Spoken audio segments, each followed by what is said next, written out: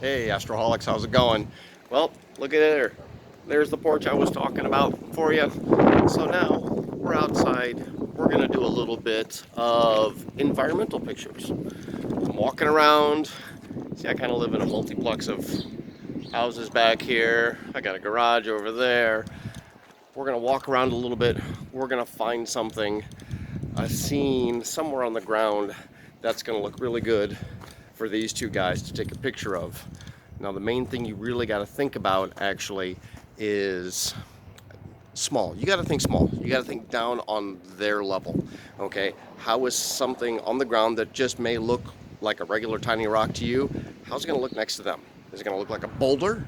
Is it going to look like something that could impede their path? Well, check it out. Here's kind of an interesting thing. Let me flip. These are actually old grinding millstones. Where I live, this property used to be a axe mill factory office. So these are kind of cool. I like them. All right. Check this out though. This one actually, this area caught my eye. And I'm sitting there going like, hey, that's not too shabby. Look at this. Got some rocks. Got some cool stuff there. Got the millstone. But how is that actually going to look? Now see, look at this. I mean, it's cool. The rocks aren't big to us. But you know what? It's kind of like if I set R5 here, you know what? It's not bad, but look at all those rocks. I mean, honestly, you get down like this, it's not a bad shot. You know, we could crop out the car up there.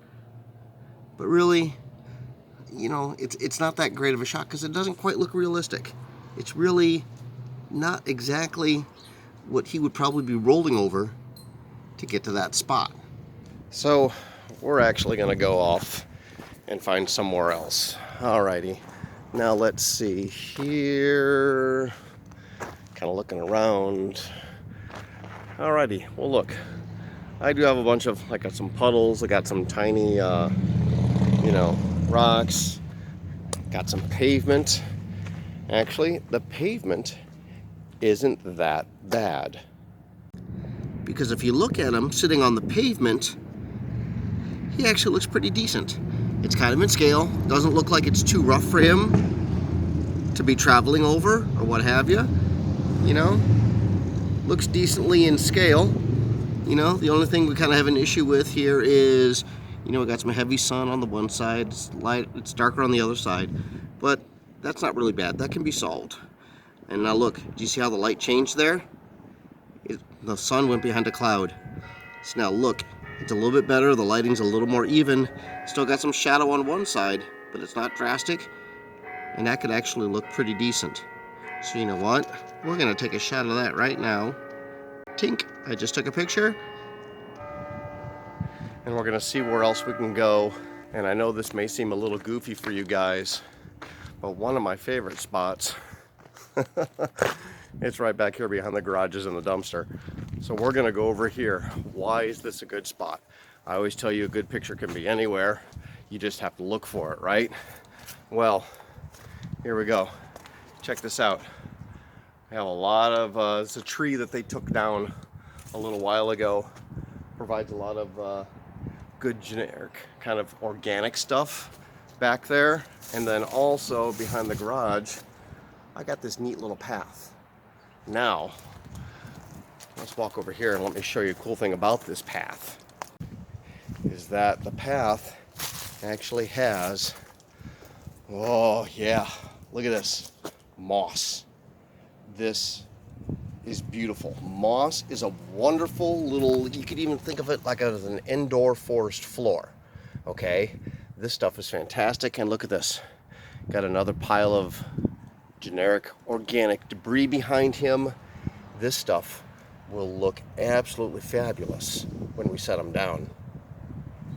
Already check out this setup. When I was putting R5 on the moss there, I thought, hey, check this out. Look, there's a couple little discarded bits of tree trunk. I can use this, I can set it up, and I can show you guys something. Use your environment, okay? We have the moss here. This is beautiful stuff. It's all around him. It's in scale. He could easily roll over this stuff And then what's behind him, some generic organic stuff. Honestly, that can probably easily just be kind of dissolved into the background. You do have to watch out for some things. Like here, I know it's not in the frame. Look at that, it was a little piece of glass. You know, if that was sitting there, that's gonna kind of blow the illusion. Watch what's around you. Even also too, there's this little rock. Yeah, probably not bad, you know, you could probably set it there just for a little point of interest maybe, put it right there. You know, that's not bad, but if it's a huge rock and it looks like a huge rock in scale with him, it's not gonna be good.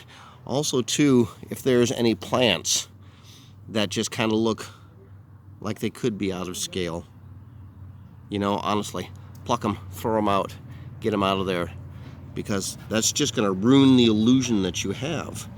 Now sure, okay, we can put R5 here, get them out of the way, and I know I have these bits of the tree trunk here.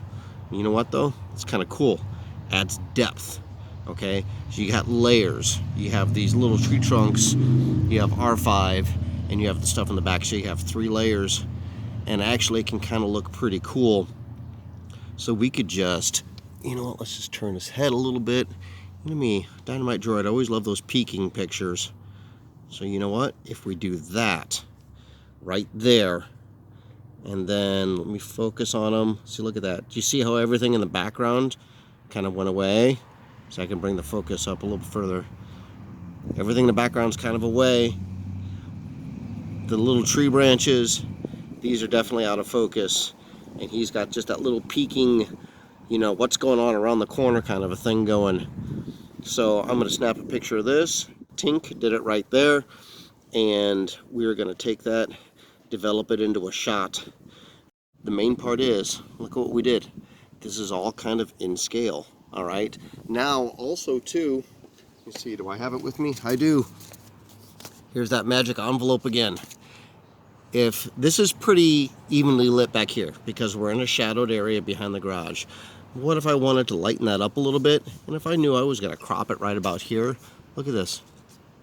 Bring that in. Lighten them up a little bit. You see how that's just, you know, turn the envelope sideways. So you're only gonna get a minimal amount. Use reflectors. You could even get a piece of cardboard, put some tin foil on it, tape it up, and you can use that for a reflector. It's a nice generic, cheap, easy reflector, okay? But see, that's lightening him up. Really nice. You can even especially tell it on his neck, up in here, where you can definitely see how that's reflecting. All right, so you know what? We're gonna crop a shot. I'm gonna leave it like that, and we're gonna take another shot. Boom. And I just took another picture with the camera, and we're gonna see how this turns out. Okay, and also while we're out here playing behind the dumpster, I thought I'd show you one more thing, and this is kind of interesting. You'll get a broader depth of field, meaning more will be in focus in your picture if it's just, you know, you just set the camera there and let it encompass the whole thing. I'm going to show you how to do really quickly that quick tap to shorten the depth of field, okay, so you can get something maybe a little more interesting. So here we have, of course, the hero of the rebellion and R2-D2, because we really know Red was the one who saved us all by not getting chosen. All right, so we're gonna get some of this junk out of the way. That one just looks like a regular stick. We'll leave it, get it out of there. I mean, that one almost looks like a little log. We're gonna leave that one there. So, I mean, in the background, we got some random twigs down here. You know, it's not gonna look too bad, and they're on that wonderful moss that I love so much. So you can see, anyways, on this one, everybody is pretty much in focus, right? Okay, you can see them all pretty clearly. Details are not bad. All right, so look at there. See how, well, it did darken it up, but you see how R2 also went out of focus? Okay, we're gonna pull it back. Everybody's in focus. All right, make it a little more interesting. We're gonna crop right up here. Look at that. See how R2's in focus? All you have to do, look at R2. Tap on the screen where R2's at, and there you go. He's in focus now. R5-D4 is in focus. Makes it all a little more interesting. get a little bit of a depth of field. We can even exaggerate that a little bit. We can put that here. R2's really in focus now. Let's see. And then R5D4. And then we tap the screen on R2, obviously, and he's back in focus. So there you go, guys. A few tips on photography, and hopefully this helped you out a little bit. So the Dynamite Droid contest is in full swing. So why don't you guys get out there, get in your backyards, maybe go find a nice empty park and stay away from some people. Remember, respect that 6-foot distance or so. But grab your R2-D2s, get out there, take a few pictures.